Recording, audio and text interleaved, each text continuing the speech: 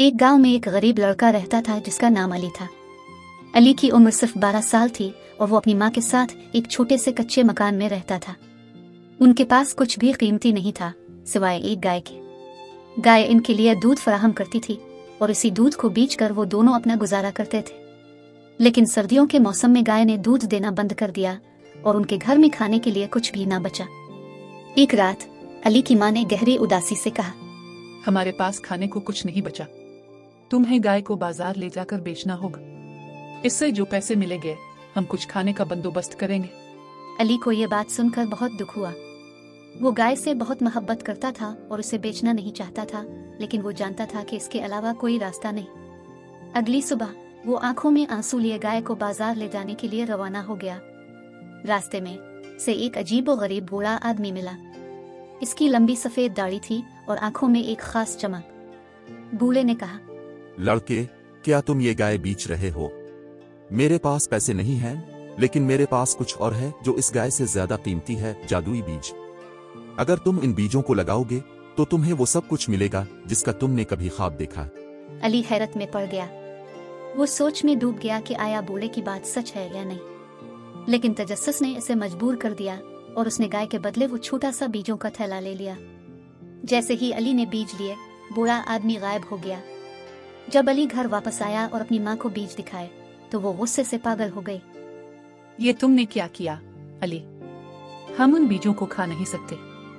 तुमने अपनी गाय उन फजूल बीजों के बदले दे दी। गुस्से में इसने बीजों का थैला छीना और उन्हें खिड़की से बाहर फेंक दिया। अली को बहुत दुख हुआ और वो बगैर कुछ खाए सो गया। अगली सुबह जब अली जागा तो सूरज की किरणें छत के सुराखों से अंदर आ रही थी। वो बाहर निकला और जो मंजर उसने देखा वो हैरान कुन था। जहाँ उसकी माँ ने बीज फेंके थे वहाँ एक बहुत बड़ा दरख्त उग आया था। इसका तना मोटा और मजबूत था और उसकी शाखें आसमान को चीरती हुई बादलों में गुम हो रही थी। अली का तजस्सुस बढ़ गया। इसने अपनी माँ को कुछ बताए बगैर दरख्त पर चढ़ना शुरू कर दिया। वो ऊपर और ऊपर चढ़ता गया, यहाँ तक कि बादलों के पार पहुँच गया। बादलों के ऊपर उसे एक जादुई दुनिया मिली। सब कुछ बहुत बड़ा था, दरख्त, फूल और यहाँ तक कि जमीन के जर्रात भी। वहाँ एक बड़ा महल नजर आया। अली ने हिम्मत की और महल के अंदर चला गया। महल के अंदर वो हैरान रह गया। हर तरफ खजाने ही खजाने थे, सोने के सिक्के, कीमती जेवरात और एक जादुई बैंजो जो खुद ब खुद मौसीकी बजा रहा था। अली आगे बढ़ा तो एक बड़ा पिंजरा नजर आया जिसमें एक मुर्गी बंद थी। हैरत की बात यह थी कि वो मुर्गी सोने के अंडे दे रही थी। अली ने सोचा, ये मुर्गी मेरी माँ की परेशानी का हल है। लेकिन जैसे ही इसने पिंजरे के करीब कदम रखा, जमीन लरजने लगी। एक देवता महल में दाखिल हो चुका था। इसकी गरजदार आवाज गूंजी, फीफा फोफम, मुझे इंसान की खुशबू आ रही है। अली खौफजदा हो गया।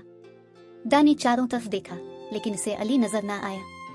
अली जल्दी से पिंजरे से मुर्गी निकालकर दौड़ने लगा। दाने इसे देख लिया और अली के पीछे दौड़ने लगा। अली तेजी से दरख्त की तरफ भागा और नीचे चढ़ने लगा।